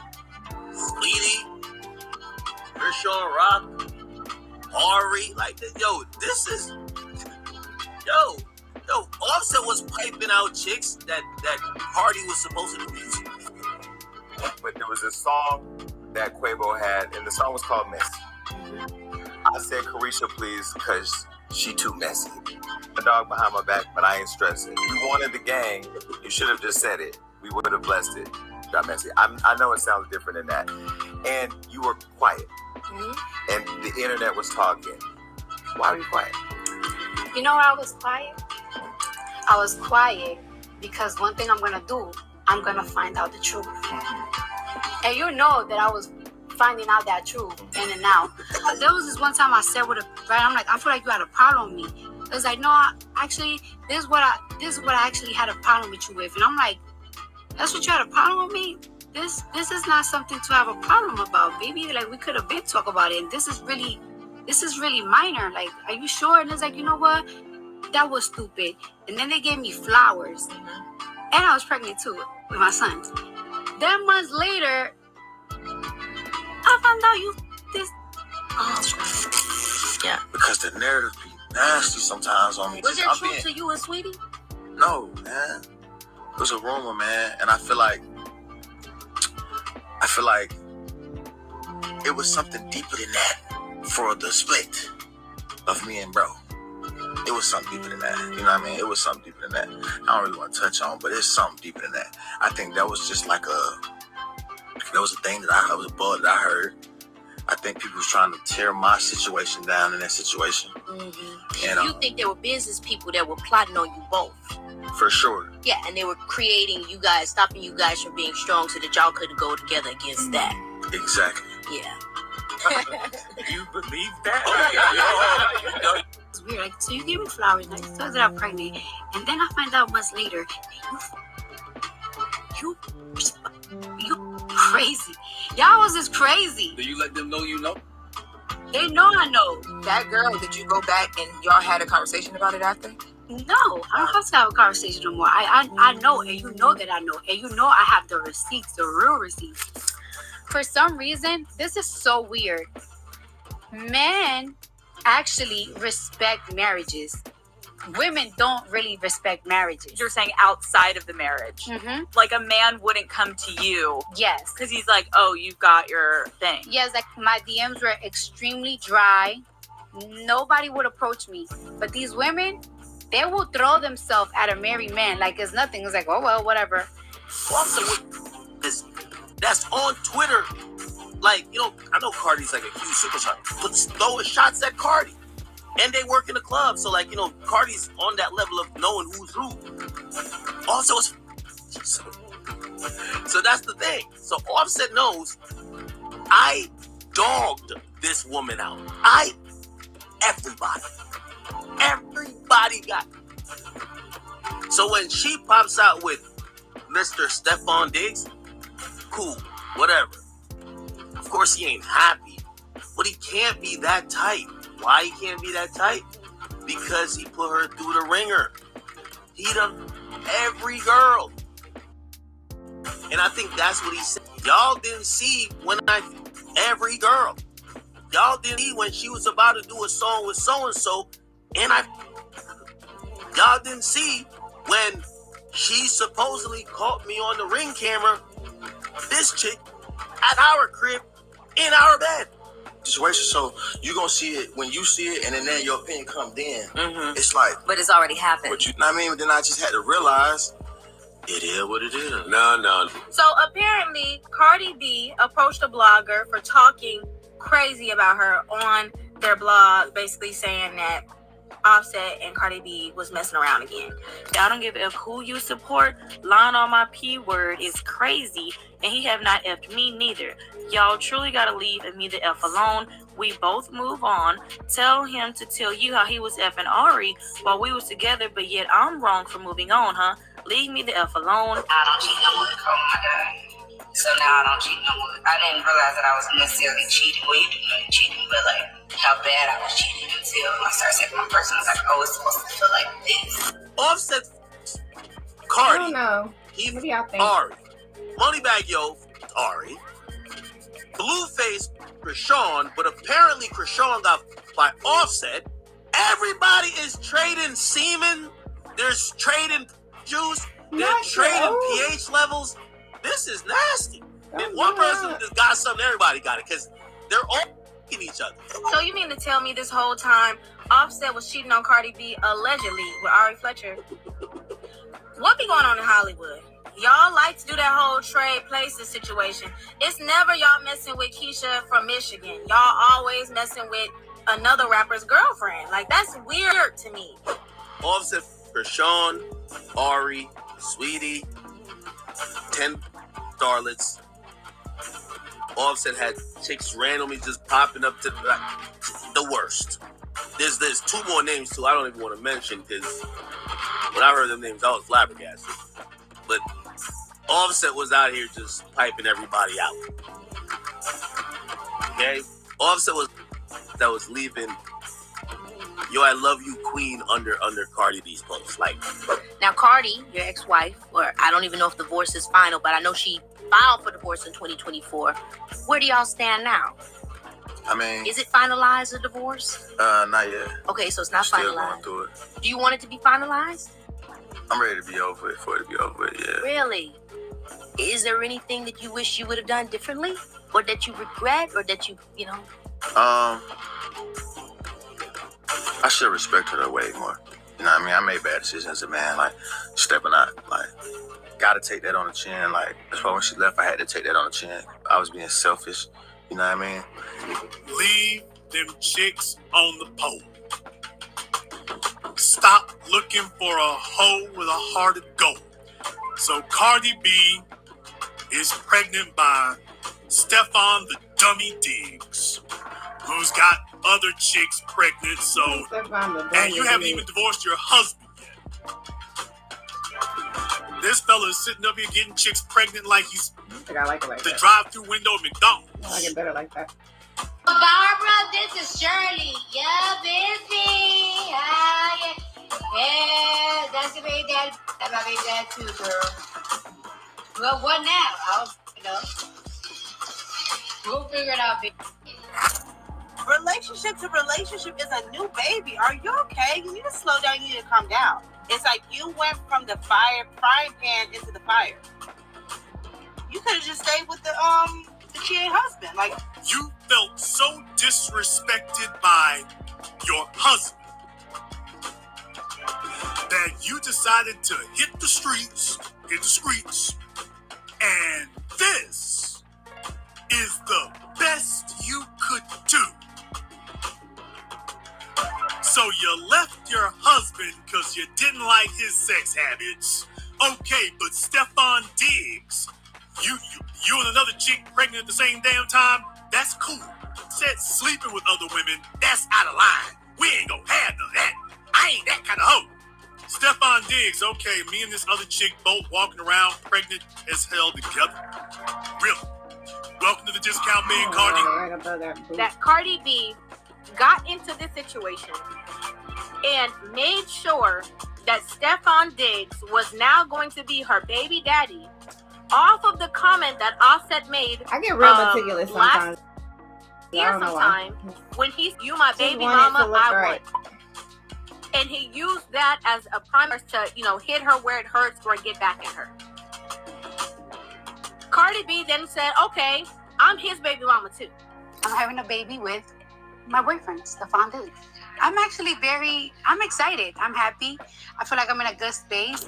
But you were able to make those decisions and do whatever it is that you want to do, right? Should you do whatever you want to do is the next conversation.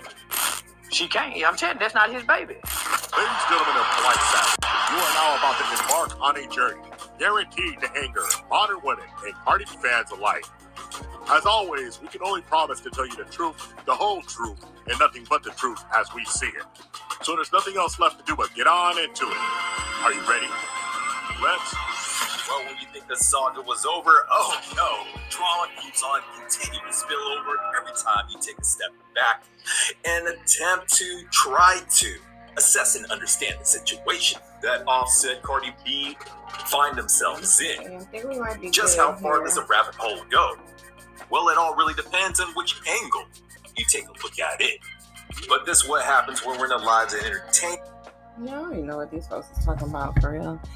So I think we're doing good here. I was done with those other table labels, so I just went ahead and sent those off. And did I send them off yet? No, I didn't send them off yet. I went ahead and saved them. That's what I did. So we've got that done. Let me take a look at it. Okay, got it with the broccoli salad. Okay. Because it was a toss-up between a broccoli salad and a potato salad. So we went with the broccoli salad. And all right, looks like we've got all the names in there.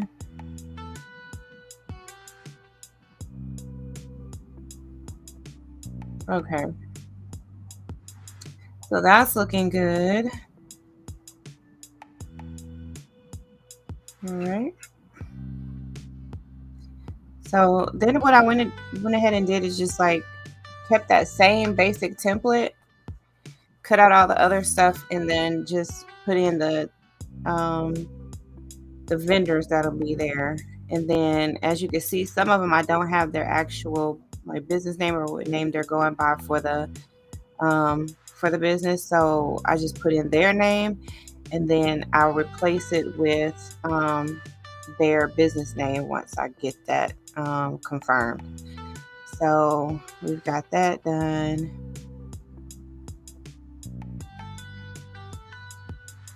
Let me see. I feel like I forgot something. Okay.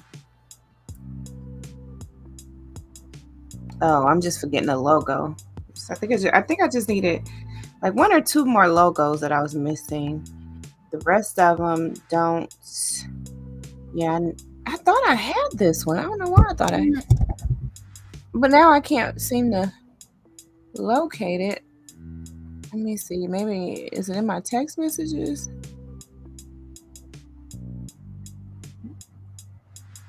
No, it's not in my text messages.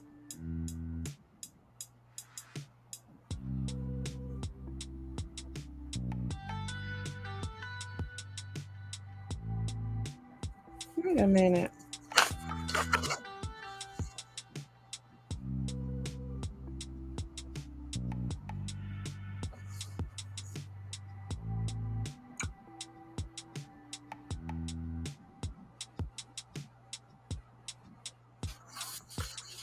Okay. All right. So, let's see. I'm not seeing it in here, so I'm not sure where it is.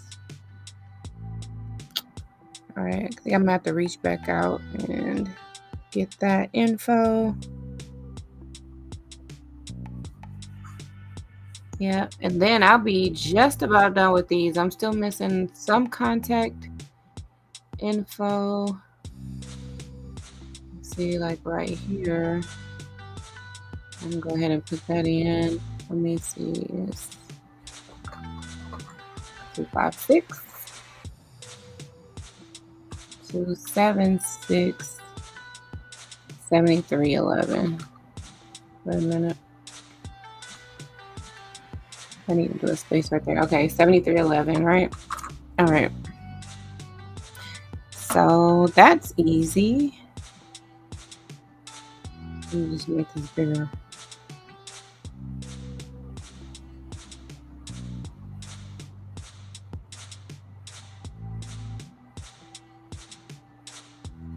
All right, got them in there.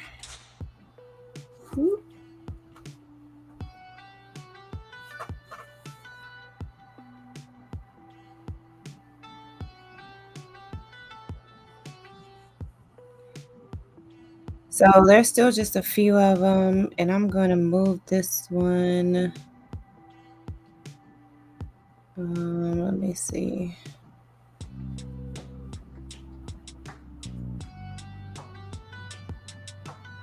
Yeah, it looks like we're doing pretty good. We've gotten in most of our logos, so I need to put in like a little bit of contact information for a few people. And yeah, then I should be good to go.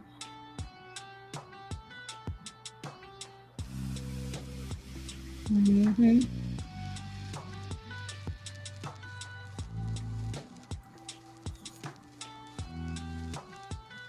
Okay, and I'll just put this in once I get her logo. I'll put her correct info in for that. And I think we're doing good for this one. Let me move the southern states. We're gonna move them down. I'll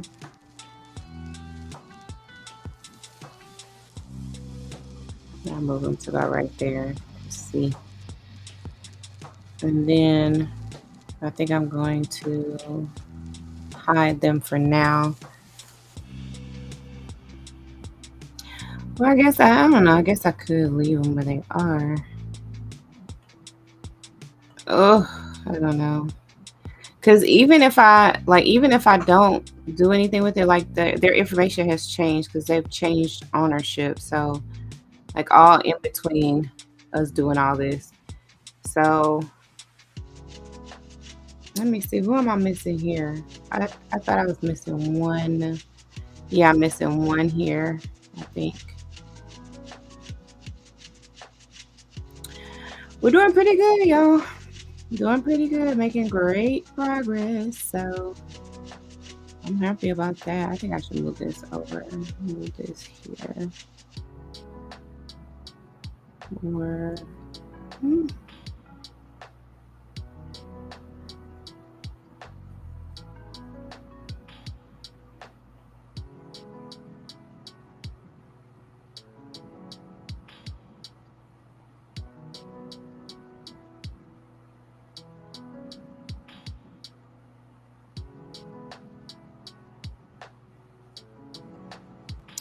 guess it'll work if you just kind of finagle it a little bit, huh? Okay, so I should have room for the last remaining logos right here. Then we've got some more logos that need to go. Wait, where is it? Need to go right here. And then we should be pretty good to go, you guys. We're making great progress here. So I'm good with this so far. So I'm gonna close out of this one because there's no need for me to do anything else with it right now. And then of course I need Tammy's info since she's our co MC. I want to make sure I got her information in there. Let me see. Okay, what did I do with this? Right here.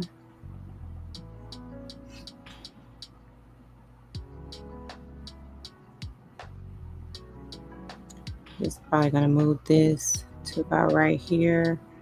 But I could just wait. This is not anything pressing. So when I get the rest of her info, then I'll go ahead and add that to everything else. Okay. I think we're doing pretty good. So I'm gonna close out of this one for now. And then I just we've saved this one. So I'm gonna go ahead and put that in an email.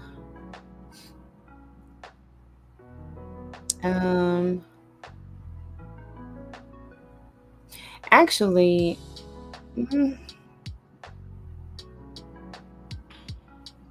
I wonder if I should wait to send it until, because I already sent her one where she can do a test print to make sure it's all good. So maybe I'll just wait to get the confirmation from her that it's all good to make sure I don't have to change anything before I send her the rest of them. And then these can be sent over to her now because this is just going to go on one side. So, well, it can't go over to her now because I still got to fill out the rest of that. So, okay, so those two things are still in the works. So we're still working on that to get the rest of the information there. Okay, no worries. So this is the saved table labels, and the design is for it to be like on one side. This is going to be one side. It's like a sheet of paper that's going to be like landscape orientation. So on this side will be the Gala guide. On this side will be the menu, and then on the other side of the paper will be the table number and the table sponsor. So that's how that's set up to go.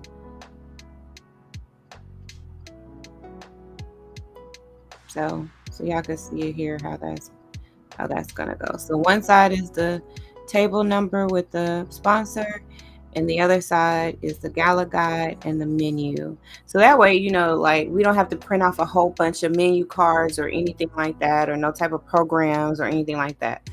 But I still want the ladies to know what we're doing, like so they can keep track of the evening, like the order that the evening is gonna go in, and they know what the food is gonna be before they even get up there, so they know what to expect and what they want to choose from. Just go ahead and get them taste buds activated.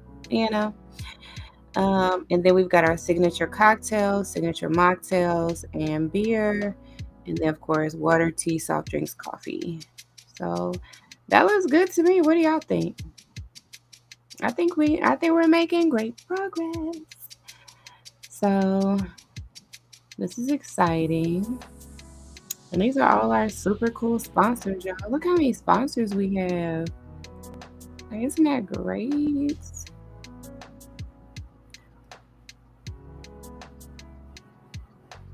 So everything's looking pretty good to me as far as layout is concerned. Wording, spelling, everything looks good. Because that's always a thing, child. You hate to like mess up a sponsor's name or something. They've given you your money and stuff, and you can't even get their name right. Come on now, get it together. So, yep.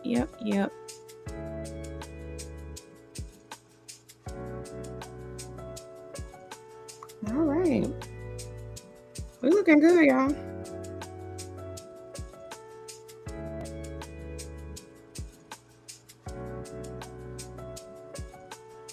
Yeah. I mean, I think we're doing just fine.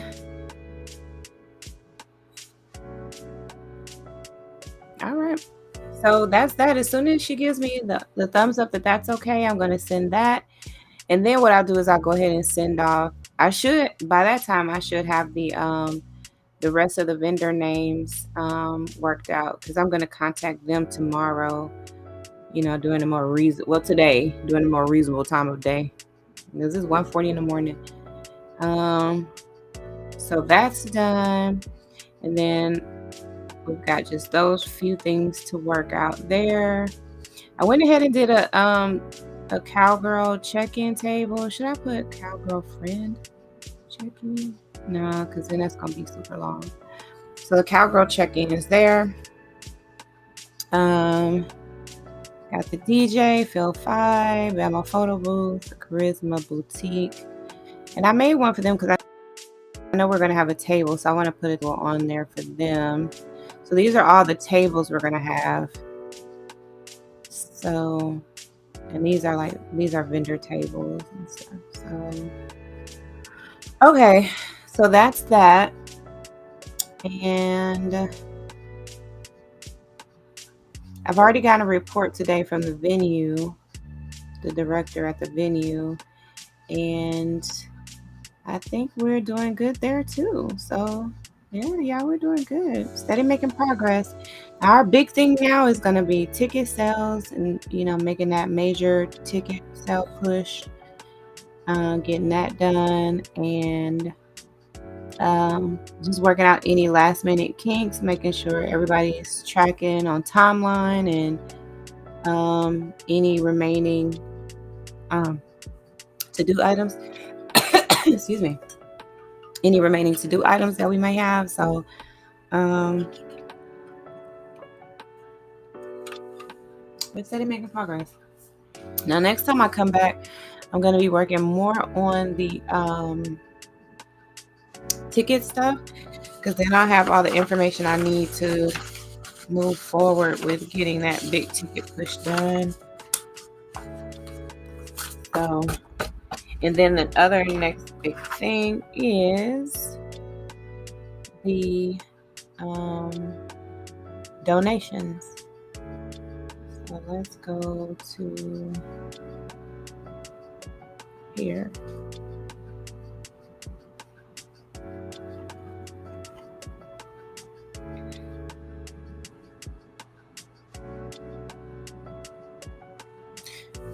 Excuse me. Okay, this is the one here. I need to go ahead and I need to print this off again. Wait a minute, I should still have this in my download. So I shouldn't have to download it again. Let me see.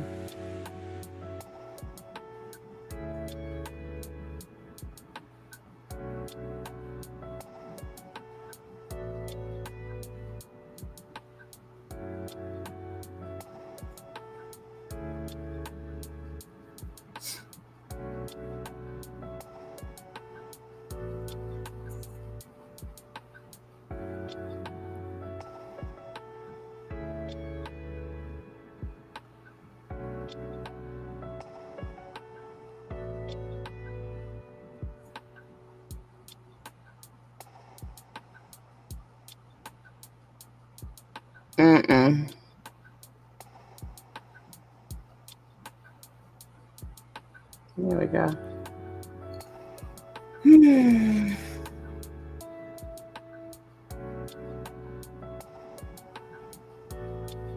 So I'm also going to be sending this out so that we can make sure we get more donations for like prizes and stuff like that. So that's the other big push as well.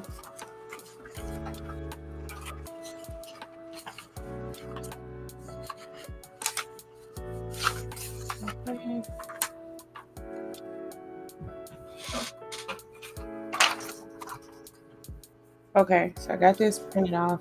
I gave my other one to someone yesterday, well, day before yesterday, a business that is considering donating. So I need to make contact with them. Also, tomorrow, follow up with them to see what they decided to do. Okay, so, and then this is for our venue write-up. And I've got that other write-up in my email already, so I guess I'll go ahead and print that off so I can go over that. And then that needs to be signed, and oh, this is good. Oh, this is good right here. Okay. So we've got to give it our final approval too, so everybody can move forward with their part. Get her done, honey. Okay. Okay, I'm just going to print this. Wait a minute. Oh.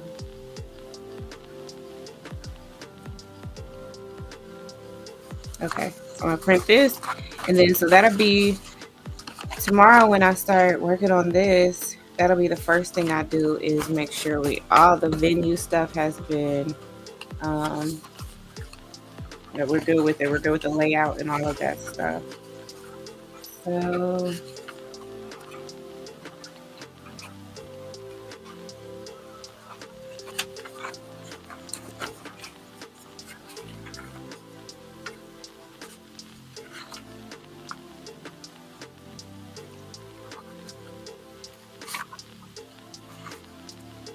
and then I got to go through all of my notes and just make sure I didn't miss anything, you know?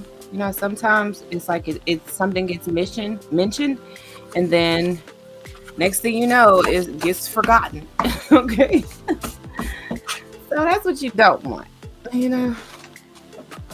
But I think so far we're doing a good job at staying on top of things. And then all the duties have been, you know, delegated, I think, just the way, like just a really good way that it needed to be done. So no one's really, well, I think a few of us are feeling a bit overwhelmed, but you know, not as bad as it could be if we were doing everything ourselves, you know, and hadn't properly delegated things. So we're rolling with it. But you know, everybody has a different type of disposition on how they handle stress, obligations, you know, timeline, deadlines, you know, and all that stuff. So I think, you know, that's one of the good qualities that I have. I think I'm pretty good at working with, you know, various people, no matter their temperament or their disposition or anything like that. I could pretty much work with anybody. I think if I can't work with you, like that's a problem. Okay, like you got some major stuff going on. Because you know, like I told you, I operate from a place of grace. So you know, that's like my. I think I've like trained myself at least to this point to be where that's like my default stance. You know, it's like be a little bit more like show a little bit more grace. You know, or show grace first. So you know, I think that makes it a little bit easier to work with people, you know, and it's easier for people to work with you. That's really the thing, you know, because, child, you might be the problem. Okay, we're looking good here. Got these organized. So I've got my stacks, so I know what to tackle first, and so I got it organized.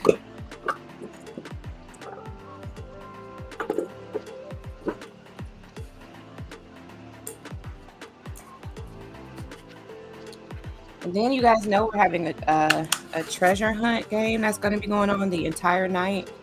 So, yes.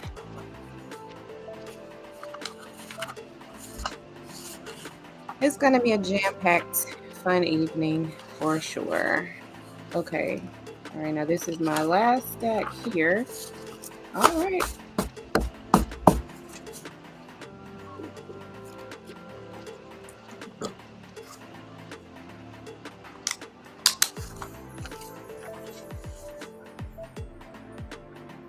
All right. I got this together, y'all. Okay. And then I'll add these into there as well. All right. So what y'all been doing? What are y'all working on? Y'all making progress? Like how, you know, what's the status of the projects y'all got going on? What y'all got going on? What are you creating? Are you making progress? Are these sessions helpful to you? Even though I told y'all before I wanted to be like a little more structured with it, but that's just not the way I'm set up, you know, like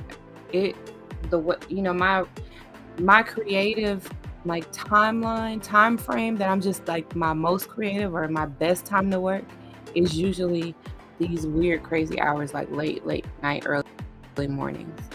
So you know, I just try to embrace that part of myself as, you know, like that's just a part of myself. You know? It just is what it is. So either I could try to resist it or I could try to maximize you know, the fact that that's just how it is, you know. So, but maybe as time progresses, as we continue doing these, you know, maybe we'll be able to be a little bit more intentional about our timeline, a time frame of when we go live to do these sessions. But keep in mind that you could play these after the fact, after they've aired. You don't have to see them live. You could totally just, you know, like tell yourself they're live, child. Okay, it's not really gonna make a difference. Just have it on, like to know, like, okay, this is like when I'm just doing my writing, I'm just gonna turn on Delores' live writing session and, you know, just write. And, you know, she's got background noise, white noise, whatever in the background. It's not disturbing me, but it just gives like a little bit of a, you know, a mental distraction that keeps you focused. You know what I mean? Because sometimes it sounds weird, but that's how it happens though, right? Like that's how white noise is. It's like it's a distraction, but it keeps you focused. It's like it doesn't really distract you. So, you know, that's my intention. I don't want to distract you. So, you know, I just turn on videos and stuff like that. You don't have to watch them, but you could just listen, you know, or just half listen, or just let it be playing in the background. It just, you know, gives you a little bit of white noise. So I feel good about this, about the progress we've made today. I wanted to get these prints done so that the ladies who are going to be printing them off, or these labels rather, the ladies who are going to be printing them off can go ahead and get them done. And then because there's not going to be very many changes to them, if at all, then we can go ahead and get this done. We don't have to wait till the last minute. You know, this is something we can just be like, okay, that's done already. We don't have to worry about that. You know, put it up and just have it, you know, ready to go for gala night. So we're in there, y'all. We in the pocket. So now we are like 13 days out. So we're doing it, y'all. Girlfriend Gala goes west. All right, y'all. Thank y'all for doing this live writing session with me. I'm gonna let y'all go so I can get some rest. Big day today. Heading into this Friday. Lots of connections are going to be made this morning. We've got coffee with the chamber this morning, and then I'm going to be picking up some prizes that people have donated. So I'm going to be picking those up today as well, and then making connections with some other donors. So we can get you the girls, you know, some wonderful prizes for gala night. You know, because that's like one of the highlights. It's like, oh, what kind of prizes are there going to be, you know? And we've been pretty thoughtful about our prizes this year too. So, you know, I think you all will love all the prizes that we've been able to collect for y'all. Okay, so I love y'all, and thank y'all for tuning into live writing sessions with Delores. Love you. Bye bye for now.